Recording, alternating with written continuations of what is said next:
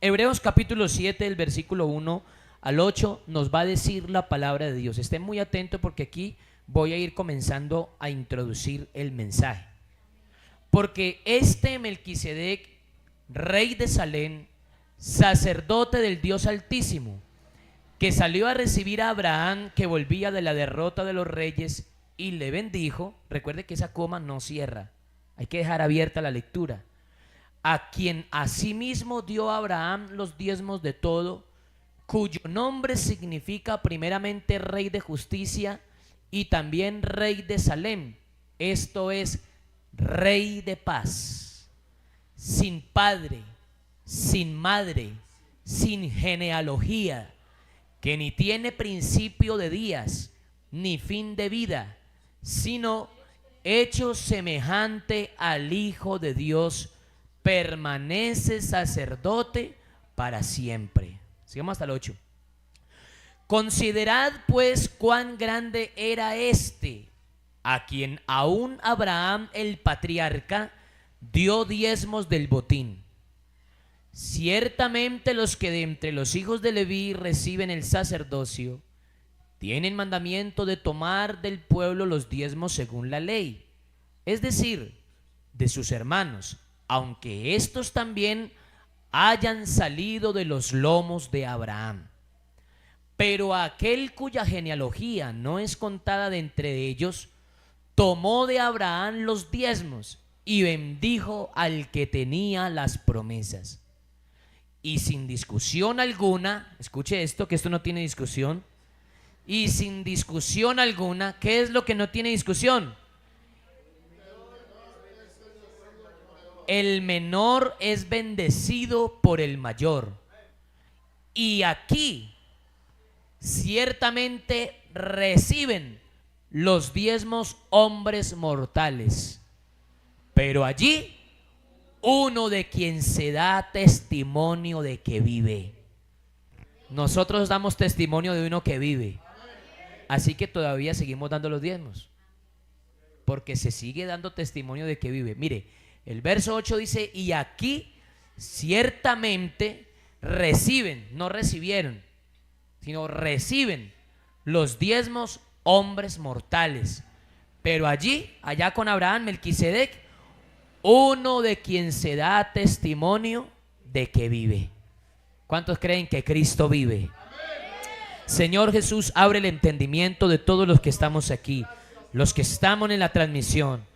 Ábrenos el entendimiento para comprender tu palabra y lo que tú nos quieres decir, Señor. Danos humildad y sencillez de corazón para recibir tu palabra.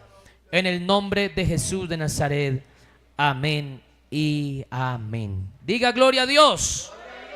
Siéntese, por favor, mis queridos hermanos. Si quiere, hermana Kelly, hágase aquí al lado de mi esposa para que ella le ayude con la palabra a buscar ahí en la Biblia. Hágase aquí al lado de ella para que ella le ayude, la vaya instruyendo. Estamos en una escuela. ¿Estamos en qué? En una escuela. ¿A qué viene una escuela? A aprender. ¿Y qué trae uno a la escuela? Bueno, esperemos que traigamos también entonces cómo anotar, porque esto nos interesa dejarlo escrito. ¿Listo? Si el Señor permite, lo finalizamos hoy. Si no, lo continuamos dentro de 8 días, porque hay mucho que decir en cuanto a este tema. La idea de traer este tema el diezmo, reconocimiento de autoridad, es para que identifiquemos 3 tiempos del diezmo. Los 3 tiempos del diezmo en el recorrido bíblico. El diezmo antes de la ley. Ese humo me afecta bastante. El diezmo antes de la ley, el diezmo en la ley y el diezmo después de la ley. En este recorrido bíblico que vamos a manejar hoy, y si Dios permite el otro domingo continuamos, si el Señor lo permite, no creo que lo terminemos hoy, vamos a mirar los 3 tiempos del diezmo: antes de la ley, en la ley y después de la ley. ¿Cuáles son los 3 tiempos? Listo, perfecto. Ya vamos aprendiendo un poquito, gracias a Dios. Los tres tiempos los vamos a identificar con la ayuda del Señor, pero vamos a hacer la introducción, no en otros pasajes bíblicos, no en otras cosas. Vamos a hacer la introducción basándonos en este relato bíblico. Regréseme por favor al versículo 1, vamos a continuar el relato bíblico con la ayuda del Señor. Porque este Melquisedec, rey de Salem, sacerdote del Dios Altísimo, que salió a recibir a Abraham, que volvía de la derrota de los reyes, y le bendijo. Ahí encontramos que Melquisedec es un personaje que reúne dos funciones, las cuales después, en el tiempo ahorita de Cristo, se le aplicarían a Cristo. ¿Cuáles son esas dos funciones de Melquisedec? Mírenlo ahí por favor en la pantalla. ¿Sí? ¿Cuáles son las dos funciones entonces? Rey y sacerdote. Esas dos funciones las reúne Cristo. ¿Sí? Esas dos funciones las reúne Cristo. Ahí dice que fue Dios fue Melquisedec el que tomó la iniciativa de salirle al encuentro a Abraham. Note usted que Dios es el que toma la iniciativa en todo en nosotros. Por eso la Biblia, el Señor no nos va a exigir y ni nos va a pedir nada a nosotros que primero no nos haya dado. Porque nadie le dio a Dios primero para que le sea recompensado. De lo recibido de su mano, de eso le damos al Señor. Así que el que no ha recibido nada, nada da. Pero si algo hemos recibido, que yo creo que todos aquí en esta noche hemos recibido algo de Dios, entonces todo le pertenece a Él. Entonces Melquisedec salió a Abraham de primerito, le salió al encuentro y lo bendijo. Es decir, habló bien de Abraham. Qué bonito que Dios hable bien de nosotros. Aquí en la tierra, pues bonito que la esposa, los hijos, los creyentes, la gente tenga buen testimonio de uno, pero lo más importante para uno es qué piensa Dios de mí. ¿Qué piensa Dios de mí? Porque yo delante de ustedes puedo ser como ese televisor, pura pantalla, pero delante de Dios no. Así que Melquisedec es un personaje que tipifica a Cristo, ¿sí? Porque reúne esas dos funciones que después se le aplicarían a él, que es rey de Salem, que Salem es el mismo Jerusalén, ¿cierto? Salem es el mismo Jerusalén, rey y sacerdote. Cuando aquellos reyes del oriente, no los reyes magos, sino los reyes, para que vayamos dejando esa filosofía. Aquellos reyes del oriente que vinieron y caminaron aproximadamente 3 meses para venir a Jerusalén, porque habían visto la estrella y ya dijeron, venimos para adorarle. ¿A quién vinieron buscando? ¿Al niño Dios? Dijeron, hemos venido buscando al que ha nacido, al rey de los judíos. El primer niño que nace rey. Desde que Cristo nació con la corona en la cabeza y el cetro en la mano. Él es el rey de reyes y el señor de los señores. Alabanzas al Señor Jesús. Alternémoslo con Hebreos capítulo 4, el verso 15, para denotar, Dios lo bendiga, para denotar que Jesús es sacerdote. Porque no tenemos un sumo sacerdote que no pueda compadecerse de nuestras debilidades, sino uno que fue tentado en todo según nuestra semejanza, pero sin pecado. Ya les he dicho 2 versículos míos. ¿Ustedes de dónde dijeron uno? Yo ya les he dicho 2. Entonces, mire que Jesús, les estoy mostrando por la escritura que Jesús es rey y es sacerdote. Así que el que le salió allá a Abraham fue una teofanía de lo que es Dios. Melquisedec es una teofanía de Dios. Regresemos bueno, usted ya está en transmisión y usted en proyección. Gracias a estos muchachos, Dios les ha dado mucha inteligencia, gloria a Dios. Ya, manejando proyección en el celular y transmisión aquí en el computador, gloria a Dios. Regálame entonces, otra vez volvemos a Hebreos 7 y el verso 2. Ya les expliqué el verso 1. ¿Estamos bien ahí? Vamos con el verso 2. A quien asimismo dio Abraham los diezmos de todo. Esa palabra asimismo indica que el diezmo de Abraham hacia Melquisedec fue un acto de voluntad. Es decir, aunque yo estoy trayendo estas enseñanzas de parte del Señor, no les estoy exigiendo. Les estoy enseñando para que aprendan a temer a Dios. Porque aquí diezmamos todos. Todos aportamos, todos diezmamos. Entonces, dio a Abraham los diezmos de todos a sí mismo. O sea, nadie lo obligó. Ni siquiera la escritura dice que eso está en Génesis el capítulo 14, no lo vayas a poner. En Génesis capítulo 14 está esa lectura. Cuando usted lee eso se da cuenta que Melquisedec, cuando le salió al encuentro a Abraham, él no le pidió los diezmos. Abraham, vea, recuerda que esta victoria yo se la di, entonces, ¿cómo va a mostrar? No. Primero sale Melquisedec al encuentro y lo bendice. Y en respuesta a esa bendición, Abraham responde a esa bendición. ¿Qué significa eso? Que Dios espera que nosotros, a través de la bendición que Él nos ha dado a nosotros, nosotros respondamos naturalmente a lo que Dios nos da. Naturalmente a lo que Dios nos da. Aprenda esta enseñanza, porque yo sé que afuera hay mucha gente que no viene a la iglesia y no se entrega al Señor, porque ahí mismo le dicen, ya va a ir a entregar la plata al pastor, porque la gente no entiende.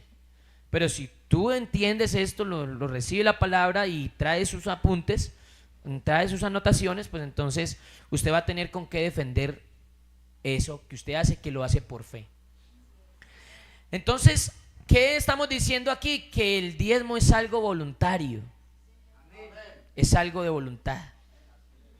Y si hay algo que Dios ama, es que nosotros hagamos las cosas de voluntad, no por imposición. Aquí a nadie, el pastor no le mete la mano al bolsillo a nadie. Lo que yo hago con la enseñanza es tocar su corazón para que se dé cuenta que nada usted trajo a este mundo y nada se va a llevar, que todo le pertenece a Dios. Entonces Abraham dio los diezmos de alguna parte. ¿Cómo? Miren, hermanos, las pantallas, miren el versículo. Abraham dio los diezmos ¿de qué? De todo. Dio los diezmos de todo. Lo mismo dijo Jacob: si tú me bendices y me traes con bendición, Jehová será mi Dios, y de todo lo que me dieres, el diezmo apartaré para ti. Entonces, de todo lo que me dieres. Lo que hace el creyente es, cuando hace sus cuentas, hace una cuenta de todo lo que Dios le ha dado, y asimismo hace una liquidación de un diezmo. ¿Lo hacemos así en la junta local o no lo hacemos así? ¿O apartamos algo, sacamos? Todo está ahí y todo entra como diezmo. Así que dio los diezmos de todo. Aprendamos a darlo todo para Dios. No nos reservemos nada, porque Dios no se reservó nada. En la cruz lo dio todo por nosotros. Porque ya conocéis la gracia del Señor Jesucristo, que por amor a vosotros, siendo rico, se hizo pobre, para que nosotros fuésemos enriquecidos con su pobreza. Qué bendición, ¿cierto? Entonces el nombre, aquí miramos dos cosas en este versículo: que Abraham dio los diezmos de todo y voluntariamente. Perfecto, vamos bien. Verso 3. Aquí vamos a aprender dos cosas. Sin padre, sin madre, sin genealogía, que ni tiene principio de días ni fin de vida. ¿Quién es ese? Jesús. Dios. ¿Cierto? Porque está hablando de mismo. Ahí en ese versículo reúne lo que es Dios y la manifestación de Dios en carne. Porque seguido de esa coma de la palabra vida, dice: si no hecho semejante al Hijo de Dios, permanece sacerdote para siempre. Así que ese mismo que es sin padre, sin madre, sin genealogía, que no tiene principios de día ni fin de vida, que es Dios, sino hecho semejante al Hijo de Dios, que es Cristo. Ese permanece sacerdote para siempre. Si alguien que no tiene genealogía y no tiene principio de días, que es eterno, es Dios.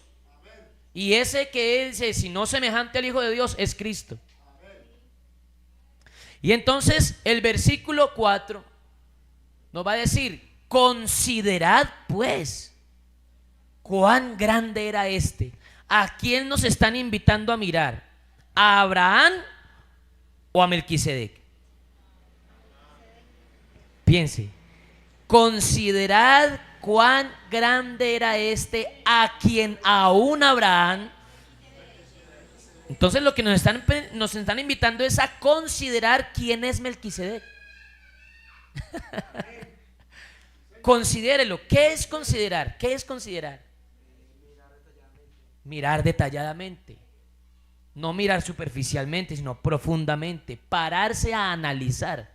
Hay gente que dice diezmo, y cuando piensa diezmo piensa en el pastor, y eso es una mentira. Cuando usted piensa en el diezmo, piensa en la obra de Dios, porque ya lo vamos a ir mirando esto, nos vamos a ir andando y vamos a nadar en este mar maravilloso. Y si no sabe nadar, tranquilo, que aquí está el Señor que sabe, y Él le enseña a nadar y a andar hasta encima de las aguas y todo. Así que considerad pues cuán grande era este. Lo que tenemos que analizar es quién es Melquisedec, para que aún Abraham, esa palabra aún Abraham, quiere decir que Abraham era uno de los hombres más poderosos y ricos del Medio Oriente de su tiempo. Abraham era un hombre poderosísimo. No había nadie que se le igualara. Es más, varios reyes vinieron a hacerle convenio con él y dijo: yo no voy a hacer convenio con ustedes, porque ustedes van a decir que me enriquecieron a mí, y yo no soy rico por ninguno de ustedes. Es que Dios me ha enriquecido, porque Él se me apareció y me dijo: yo te voy a bendecir y serás bendición, y engrandeceré tu nombre, y tus descendientes, escuche, tus descendientes serán como las estrellas del cielo. Abraham tiene tres tipos de descendientes: los que vienen de Agar, que son los ismaelitas, que es todo el mundo árabe. Dos, los israelitas, que son el hijo de Sara. Y los creyentes en Jesucristo. Los que hemos creído en Jesucristo somos hijos de Abraham por la fe. Eso dice la Biblia. Si no me cree, miremoslo un momentico, salgámonos de ahí. Romanos capítulo 4, versículo 16. Créanme que no tengo afán con esto, porque tenemos el mes de diciembre para que enseñemos sobre estos temas. Por tanto es por fe, para que sea por gracia, a fin de que la promesa sea firme para toda su descendencia, no solamente para los que es de la ley, es decir, los judíos, sino también para la que es de la fe de Abraham, el cual es padre de todos nosotros. Así que el que cree en Jesucristo es hijo de Abraham también por la fe, que así como Abraham dio el diezmo de todo allá, los hijos aprenden a hacer lo que los padres hacen. Ya vamos a ir mirando poco a poco este tema. Regresemos a Hebreos capítulo 7 y vamos con el verso, creo que el verso 5. Sí, ya miramos esto. Entonces estamos considerando quién es Melquisedec. Mirad, considerad pues cuán grande era este, a quien aún Abraham dio los diezmos del botín. Verso 5.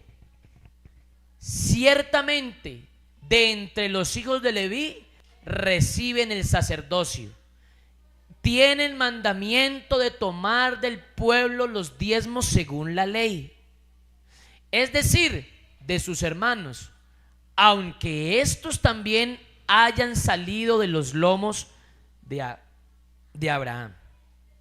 ¿Qué vamos a analizar aquí en este texto? ahí nos está hablando de otro sacerdocio que no es el sacerdocio de Melquisedec. La Biblia dice ahí en Hebreos capítulo 7, dice que Jesús es sacerdote según el orden de Melquisedec. Jesús no es sacerdote según el orden arónico. Porque Jesús, ¿de qué tribu vino? De Judá, no de Leví. Jesús no vino de la tribu de Leví, vino de la tribu de Judá. Por eso Él es el león de la tribu de Judá. Y de Judá no se habló nada acerca del sacerdocio. Así que nos están hablando de dos tipos de sacerdocio. En la ley, que ya lo vamos a ir a mirar ahorita, no lo quiero tocar para no redondear ahorita más adelante en lo mismo. Pero aquí el escritor nos está mostrando dos tipos de sacerdocio: el sacerdocio de Melquisedec y el sacerdocio levítico. Y este sacerdocio levítico vino 420 años más tarde. Hasta el momento existía el de Melquisedec. Y ese es el mismo sacerdocio de hoy, porque Cristo es declarado sacerdote para siempre según el orden de Melquisedec, no el orden arónico. Así que el diezmo corresponde a un orden de Melquisedec. El diezmo corresponde allá, el principio viene de allá. ¿Sí? El principio viene de allá. Por eso Hebreos 7 va a nombrar esa Melquisedec refiriéndose al diezmo. El diezmo tiene principio allá. Pasó a ser de los levitas porque en la ley Dios se lo dio a ellos para el sostenimiento de la obra del tabernáculo. Pero principalmente fue del sacerdocio según el orden de Melquisedec, no de Leví. Y mire, ciertamente los que entre los hijos de Leví reciben el sacerdocio tienen mandamiento de tomar del pueblo los diezmos según la ley. Eso es en la ley, que lo vamos a mirar ahorita. Es decir, de sus hermanos. Y sus hermanos vinieron también de los lomos de Abraham. Así que Abraham, por la fe, dio los diezmos Leví y también recibió los diezmos de sus hermanos. O sea, hubo una fusión de muchas cosas ahí. En lo que hizo Abraham afectó el diezmo antes de la ley, afectó el diezmo en la ley y afectó el diezmo después de la ley. Vamos a ir haciendo pasito porque todo eso se lo voy a explicar con la ayuda del Señor Jesucristo. Mire que Leví todavía estaba en los lomos de Abraham, porque ya en el capítulo 25, el capítulo 20 o 25 de Génesis es donde ya nace Isaac. Y cuando Abraham recibió esa promesa era de 70 años. Y cuando le nació Isaac era de 100 años. Así que pasaron 30 años. Y dice la Biblia que Leví estaba en los lomos de Abraham cuando Abraham dio los diezmos de todo. Así que en ese acto hubo una fusión muy grande. Pagó los diezmos Leví y también Leví recibió el diezmo de sus hermanos, porque eso iba a ser incorporado en la ley. Ahí lo está explicando el escritor sagrado. Verso 6. Pero aquel cuya genealogía no es contada entre ellos, tomó de Abraham los diezmos y bendijo al que tenía las promesas. Es decir, la persona que en su voluntad reconoce la autoridad de quien es mayor, cuando en obediencia actúa, Dios lo bendice. Y no es bendecir de que Dios lo bendijo con plata y con casas, no. Bendecir es hablar bien. Bendecir es hablar bien, maldecir es hablar mal.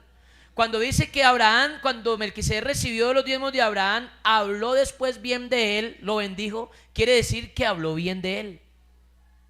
Y lo mejor que nosotros podemos, el mejor testimonio que nosotros podemos tener es el testimonio de Dios. Que Dios hable bien de nosotros.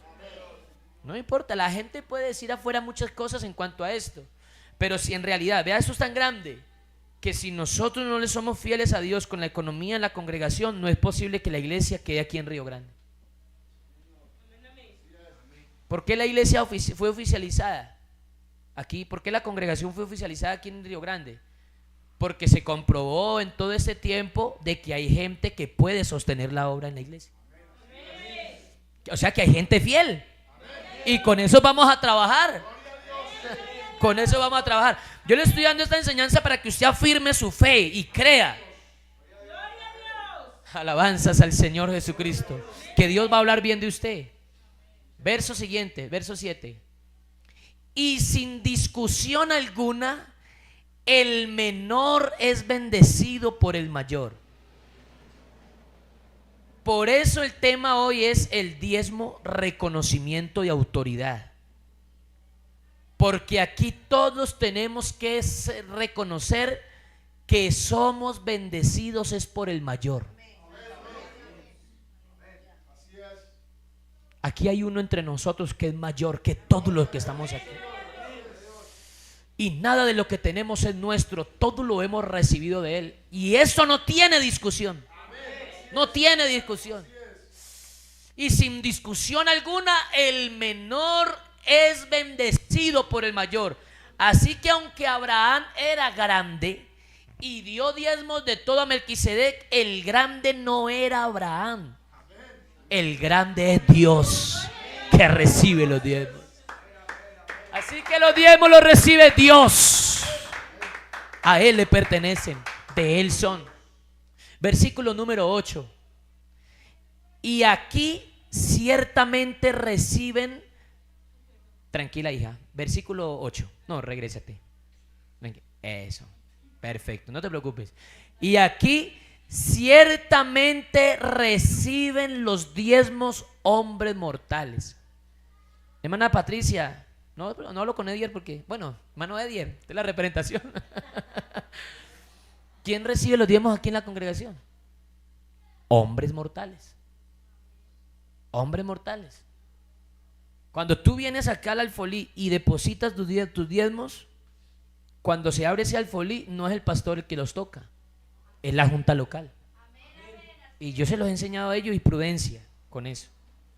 Yo le he dicho, hermano, no permitan que yo aunque ustedes saben quién soy yo y tampoco van a dudar de mí, gracias a Dios, pero no es correcto que yo como pastor, esto es mío, no.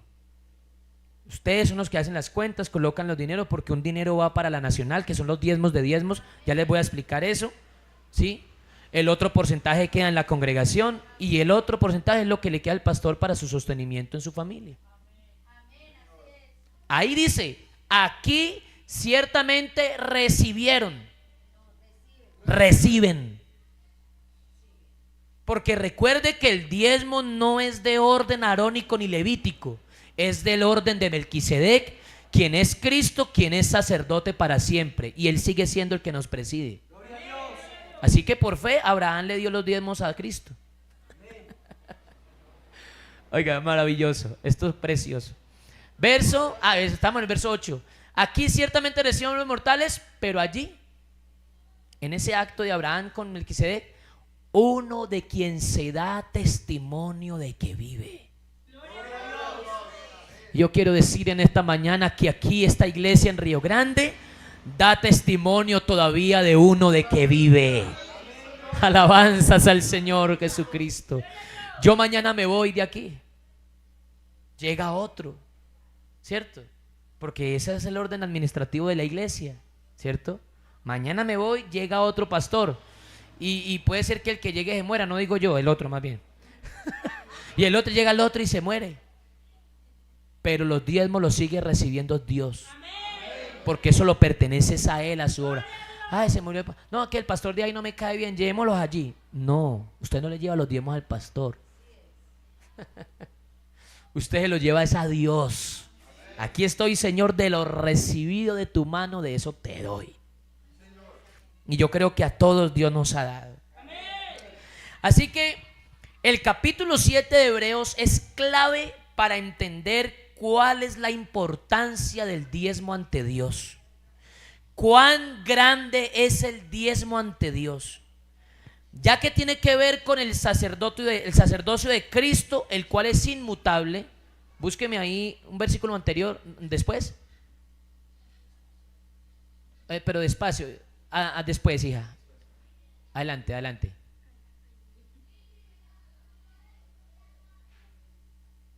Otro, espere. Atrás.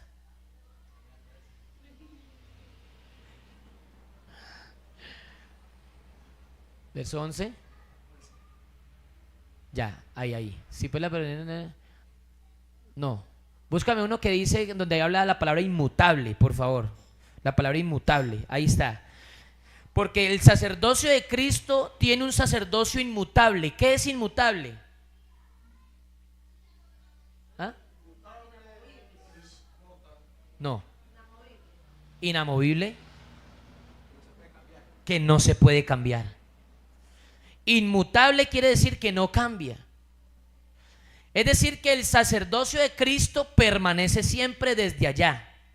Hasta nuestros días todavía permanece porque ese sacerdocio es inmutable. Mas este, por cuanto permanece para siempre, tiene un sacerdocio inmutable. El sacerdocio levítico no es inmutable.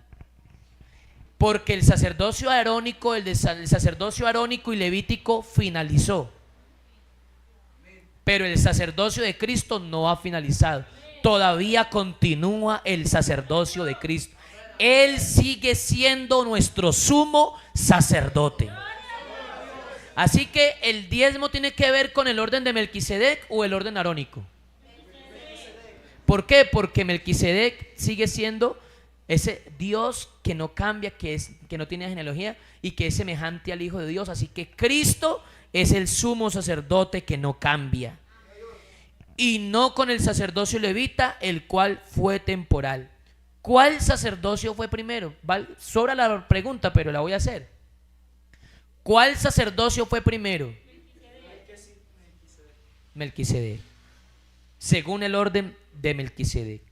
Así que los creyentes deben saber que según nuestro reglamento interno de la Iglesia Pentecostal Unida de Colombia, escuche esto, el pastor debe promover en los creyentes la fidelidad en su mayordomía con sus finanzas, en los 5 aspectos del plan financiero que Dios ha diseñado para el sostenimiento de su obra. 1. Diezmos, los cuales se dan por fidelidad. Ofrendas que se dan por gratitud. Votos, los cuales son por compromiso. Las primicias, las cuales se dan por fe. Y la obra social por deber. Escuche, diezmos por fidelidad, ofrendas por gratitud, votos por compromiso, primicias por fe y obra social por deber.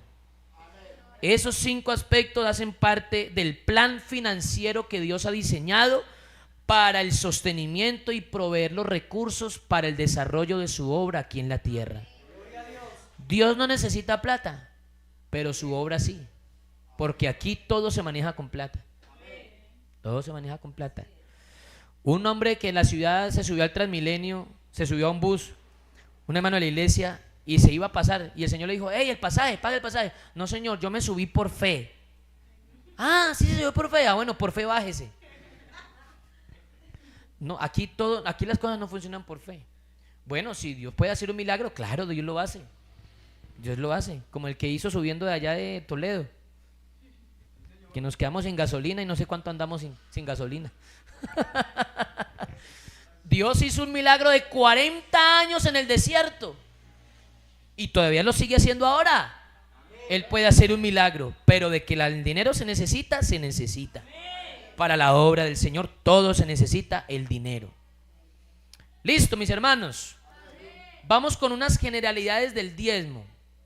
¿Qué significa la palabra diezmo?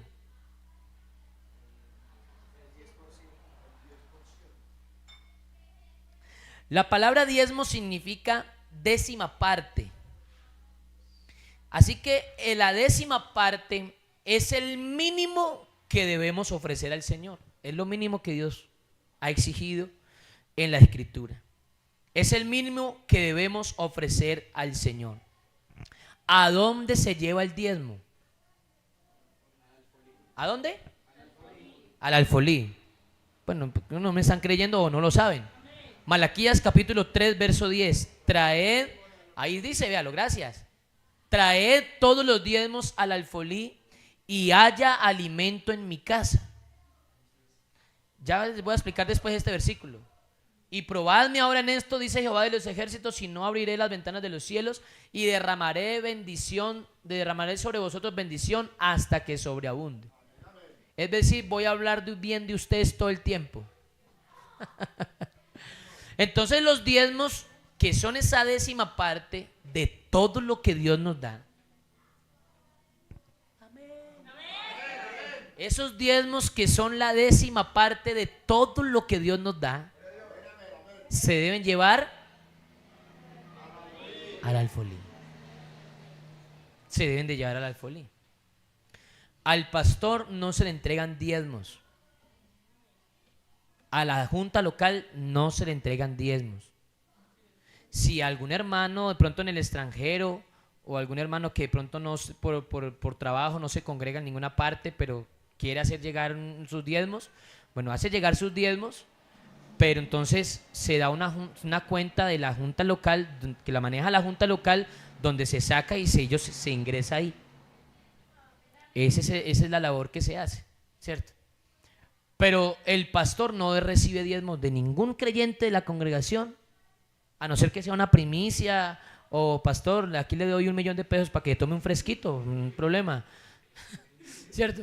No hay problema, pero los diezmos no, porque los diezmos no son del pastor, los diezmos son de Dios, y eso tiene una administración diferente, tiene una administración. Algún hermano llega y dice, ¿dónde está el pastor? El pastor, vea, lo que pasa es que yo asisto en tal parte, hermano, pero es que Dios me puso el sentir que no los lleve allá porque allá hay muchos quien colaboren, en cambio aquí la iglesia es pequeñita, tenga, hermano.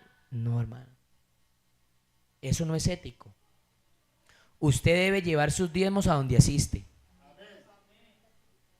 donde usted se alimenta espiritualmente, porque ahí dice, traed todos los diezmos al alfolí y haya alimento en mi casa, no en la suya, sino en la de Dios. Eso es lo que Dios está diciendo, eso. Haya alimento en mi casa. Es decir, que cuando se sustenta la obra de Dios, la gente se puede alimentar de la palabra de Dios, porque hay quien predique. Hay quien se encargue de esa labor. Así que la palabra alfolí, ¿sabe que estuve investigando sobre la palabra alfolí? Y la palabra alfolí tiene dos significados. Uno, almacén de la sal.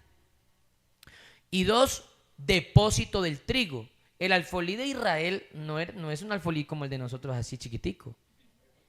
El alfolí de Israel eran bodegas, graneros, fincas, hectáreas de tierra dedicadas a recibir toros, vacas, ovejas, frutos de la tierra, del trigo, de la lana, del lino, del vino, de la cebada, de todo. Y eran tierras que estaban dedicadas solamente a eso, y a eso se le llamó alfolí. Llegaban a un sitio que era el almacén de la sal o el depósito del trigo. La sal, ¿qué significa? La sal significa preservativo. Vosotros sois la sal de la tierra. La razón por la que esta tierra no está más podrida de lo que debería estar es porque la iglesia está. La iglesia es sal, la sal preserva, ¿cierto, doña Kelly? La sal preserva. Y el trigo representa el alimento, el pan, que es donde se saca la harina y posteriormente se prepara el pan. Así que el alfolí cumple con dos funciones. Preserva la vida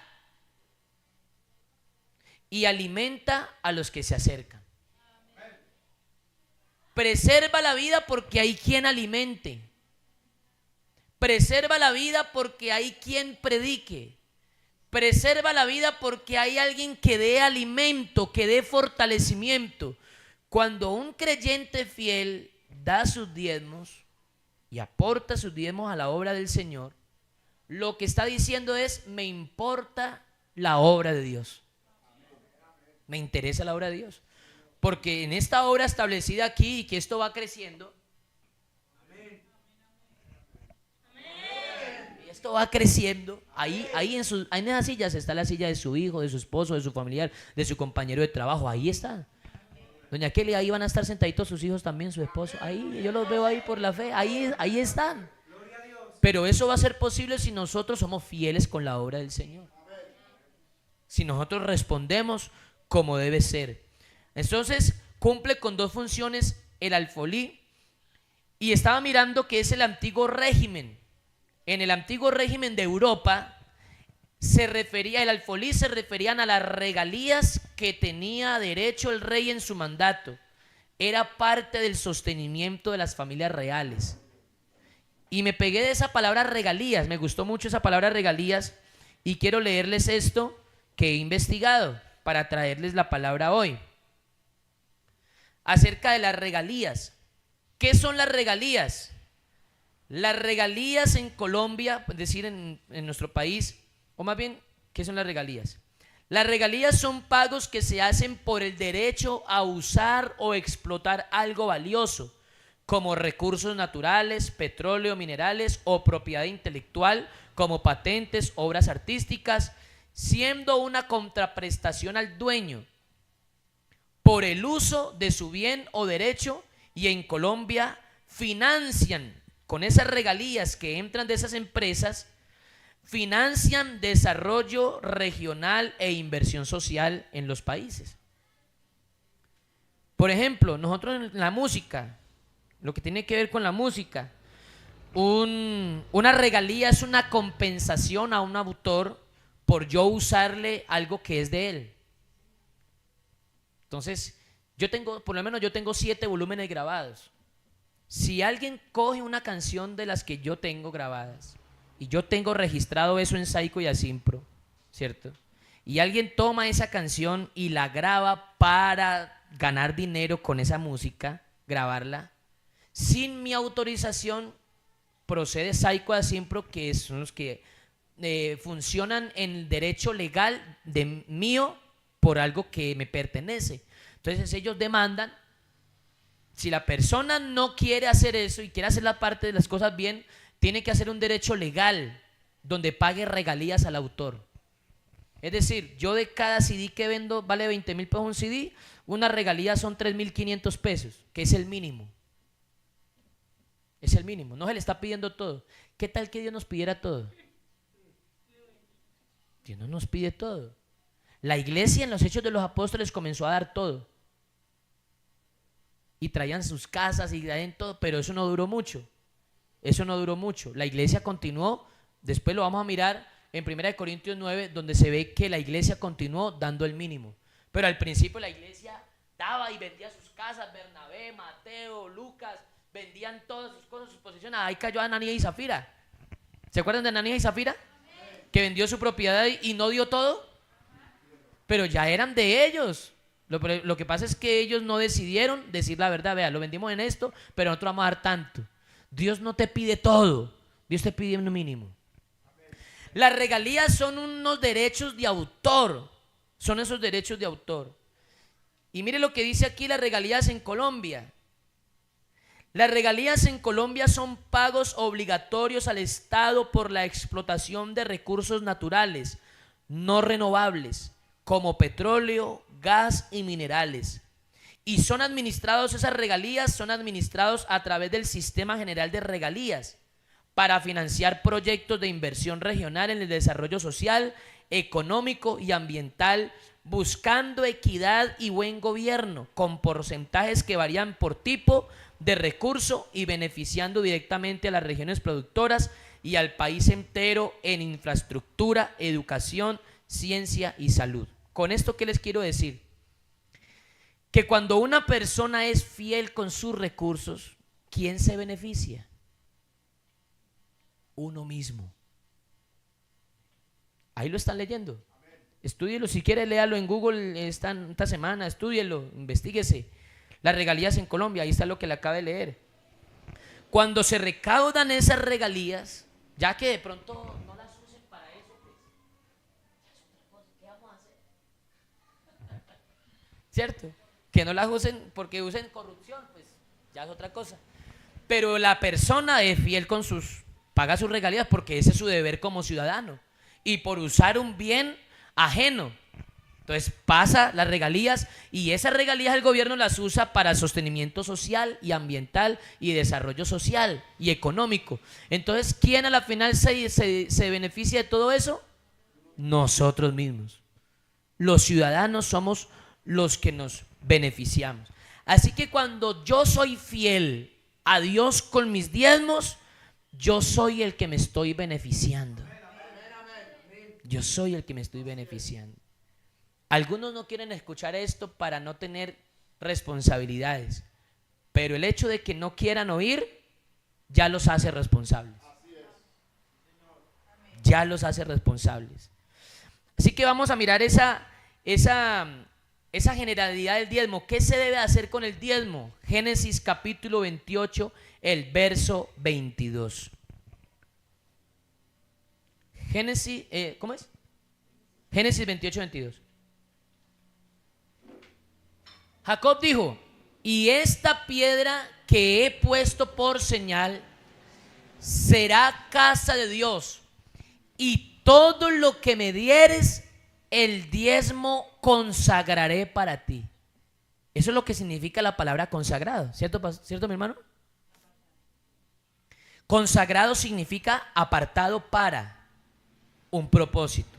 El diezmo no debe ser plata de bolsillo. Yo les enseño eso no porque yo sea el pastor y aquí tienen que hacer lo que digo, no, sino porque yo doy con mi familia, damos testimonio de eso. Lo primero que se hace es apartarlo del Señor. Lo que son los diezmos, las ofrendas, la ofrenda de obra social, la ofrenda misionera, todo lo ponemos aparte y nos quedamos con lo que el Señor nos dio. Y nos tiene que alcanzar porque si no, no estamos administrando bien. Y les digo una cosa, hermano, nos alcanza. No nos hace falta. Antes del Señor más nos da. Y entre más Dios nos dé, más damos. Porque te bendeciré y serás bendición. ¿Cuántos quieren ser bendecidos? Para bendecir, acuérdese. Dios no te bendice para que tú te enriquezcas, porque nuestras riquezas no son terrenales. Nuestras riquezas son espirituales. Alabanzas al Señor. Así que haga lo que hizo Jacob. Apártelo. Ojalá reúnase con su familia y sea algo especial, ¿cierto? Apártelo y hagan oración con el Señor, hagan oración al Señor y dispóngalo en su corazón, con su familia, porque eso se le enseña a sus hijos. El segundo en diezmar fue Jacob. El segundo en diezmar fue Jacob. Y Jacob es nieto de Abraham. Y Jacob es padre de las 12 tribus de Israel. Y de la tribu de Israel vino Cristo, el cual es Dios bendito por los siglos de los siglos. Y Cristo nos salvó a nosotros. Así que eso es una línea que no se pierde. Los hijos aprenden a hacer lo que hacen los padres.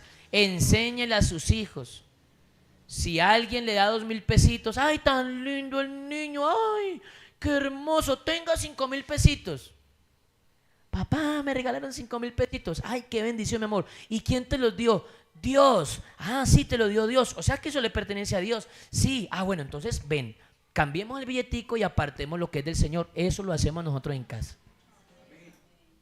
Si mis hijas por ahí le regalan alguna cosita, ellas mismas sacan el diezmo y vienen al alfolí. Ellas mismas vienen. Entonces, si usted hace eso en su familia, sus hijos aprenderán también la fidelidad a Dios. Aprenderán a ser fieles y a saber que la obra de Dios se sostiene con la fidelidad nuestra. Y si no somos fieles, hay que mirar a ver. Primera de Corintios capítulo 16, el versículo 2. Primera de Corintios capítulo 16, el versículo 2. Mire que estoy tomando textos del Nuevo y del Antiguo. Del Nuevo y del Antiguo. Cada primer día de la semana, cada uno de vosotros ponga aparte algo. Ese algo tiene que ver con el mínimo, con lo que Dios nos pide. Cada uno de vosotros ponga aparte algo según haya prosperado. Cuando uno establece un 10%, como es el diezmo, uno se da cuenta cuando la economía le sube y cuando le baja. Hermana Patricia, usted que es de la Junta Local, ¿los últimos 3 meses la economía de la iglesia ha subido o no? ¿Por qué eso? Porque se establece un porcentaje. Y sabemos que la iglesia, las familias, ustedes han sido bendecidos y también están siendo fieles a Dios. Así que los animo a que sigamos siendo fieles todos al Señor Jesucristo.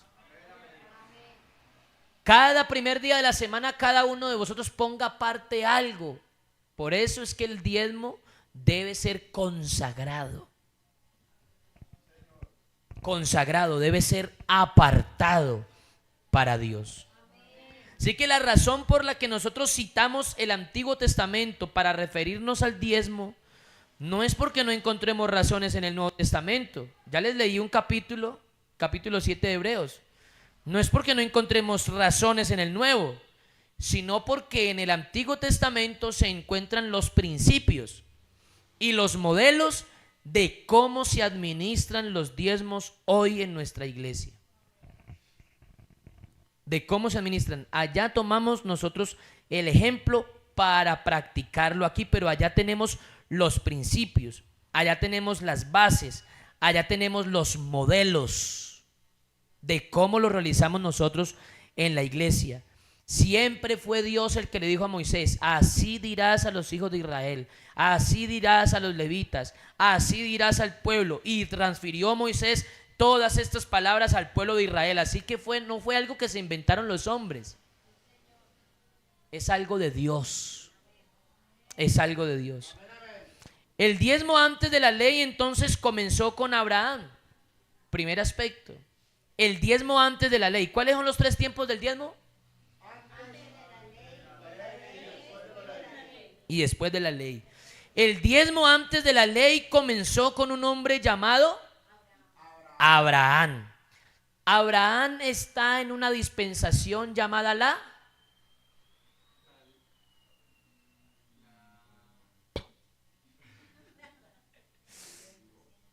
la promesa. Me voy a quedar aquí un ratico porque lo continuamos dentro de 8 días. Escuche esto. Cada dispensación comenzó con una bendición y finalizó con un juicio. Cada dispensación. ¿Cuántas dispensaciones habla la Biblia? 7. 7 dispensaciones. ¿En cuál vamos? En la sexta. Así que ya viene la última. Ya viene la última. Y antes de esa última nosotros nos vamos con el Señor Jesucristo. Entonces, las dispensaciones empezaron con una bendición y finalizaron con un juicio. La dispensación de la inocencia comenzó con la creación de Adán y Eva y finalizó con el juicio de la expulsión del Edén. La dispensación de la conciencia comenzó con Caín y Abel y finalizó con el juicio del diluvio. La dispensación del gobierno humano comenzó con Noé, con el arco iris, con la promesa y la bendición de que Dios no destruiría más la tierra con un diluvio, con agua, y finalizó con el juicio de la Torre de Babel. Comienza la dispensación de la promesa en el capítulo 12 de Génesis, comienza con Abraham. Pero la dispensación de la promesa tiene algo especial, y es que la dispensación de la promesa no ha finalizado. Porque las promesas a Abraham fueron hechas en Cristo, en su simiente, y Cristo todavía está vigente. Todavía el Señor está trabajando con la iglesia, todavía sigue su dispensación.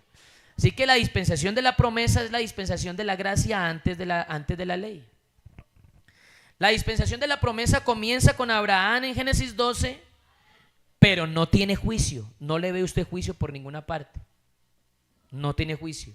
La dispensación de la ley comenzó con los mandamientos en el monte Sinaí y finalizó con el juicio del Calvario. Así que la ley, el diezmo, ¿le pertenece a la ley o es antes de la ley? Y como la promesa no tiene juicio, sino que pega un salto hasta los días de hoy, el diezmo se practicó en la promesa y se practica hoy. Por eso hay que explicarle a la gente con textos bíblicos, ahí los tenemos. Con la palabra del Señor se le explica a las personas. Entonces la promesa todavía continúa. La promesa todavía sigue. La promesa tomó un salto y se pasó la ley y llegó a Cristo. La promesa, por qué no finaliza la dispensación de la promesa con un juicio? Porque ¿cómo Dios va a condenar algo que para nosotros es bendición? Así que por consiguiente el diezmo no fue al Calvario.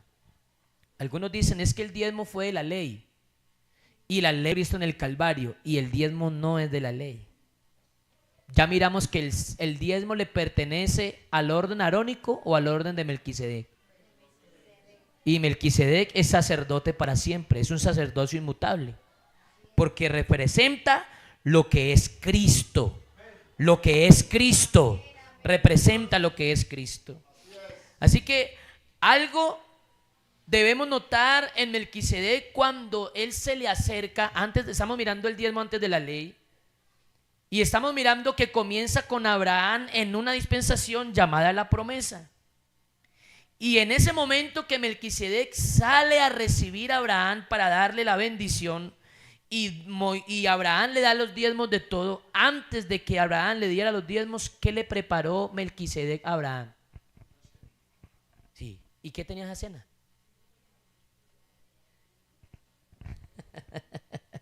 Piensen un momentico mientras yo trago aquí un poquito de... Toma un poquito. ¿Ah? A ver, hermanos de la transmisión, ¿alguno se anima a participar? Escríbanos ahí en la transmisión. ¿Qué le dio Melquisedec a Abraham cuando lo salió a encontrar? ¿Pan? Ya casi, ya ahí viene, el Señor le está iluminando. Pan y vino.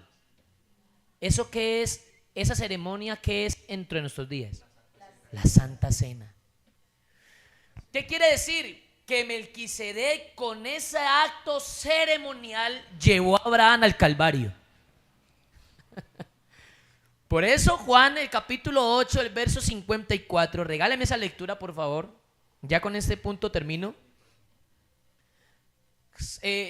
Juan capítulo 8, versículo 54.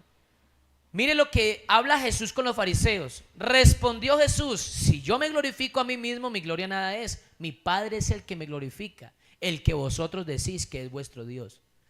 Sigamos hasta el verso 56.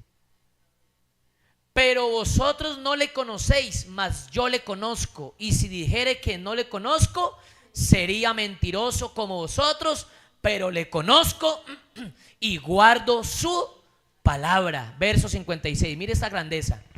Abraham vuestro padre se gozó de que había de ver mi día, y lo vio y se gozó.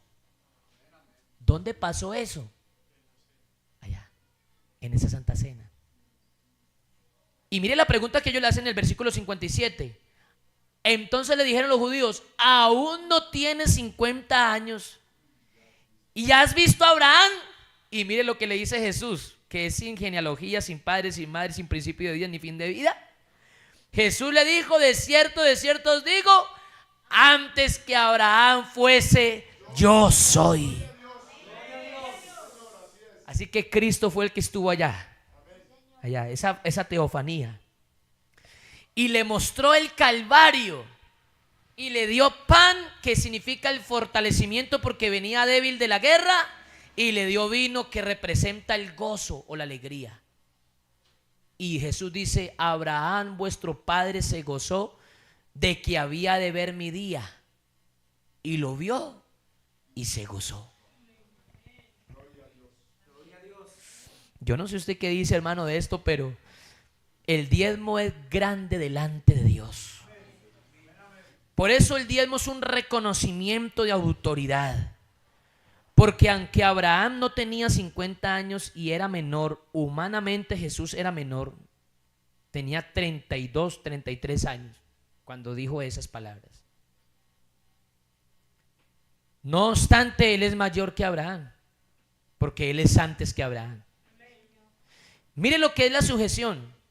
Yo creo que yo soy uno de los de los menores de aquí de la iglesia. Hay muchos hermanos que son mayores y tienen sus carreras y tal vez estudio y tienen sus trabajos y cosas. Y usted, cualquiera pase y dijo, ¿el pastor dónde está? Y salgo yo y me dijo, ¿usted es el pastor? Y lo miran a uno. ¿Y cómo hace ese niño para que toda esa gente se le sujete a él? Dios. Porque ese es el principio de autoridad.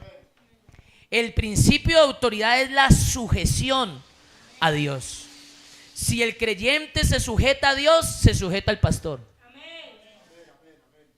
Mire tan importante esto. Aquí tenemos hermanos trabajando que según la carne son hermanitos. Pero aquí hay uno que tiene que reconocer que es mayor y es el líder. Tampoco van a aprovechar de eso. Eso es en el servicio a Dios. Eso es en el servicio. Yo trabajaba con mi esposa, tenían un negocio, una tienda, y yo le trabajaba a ella era mi jefe. Ella era mi jefe y me pagaba a mí. Y yo le trabajaba en la tienda y cumplía horario. Una tienda con un negocio, una sociedad con mi cuñada. Y yo les trabajaba y tenían tienda, carnicería y todo. Yo les trabajaba y les cumplía horario. Y ella me pagaba. Y de vez en cuando daba un besito también. Y ella era la que me pagaba a mí. Pero si algo yo aprendí con mi esposa fue eso. Porque uno a veces se quiere propasar, ¿no? Claro, porque como es mi esposa y yo estoy trabajando, entonces confundimos las cosas. Entonces me dice mi esposa, no confunda. No, usted es un trabajador aquí, se le está pagando. Ay. Eso es un principio de autoridad. Es que yo soy aquí, yo soy el esposo de ella, pero yo tengo que también actuar como pastor.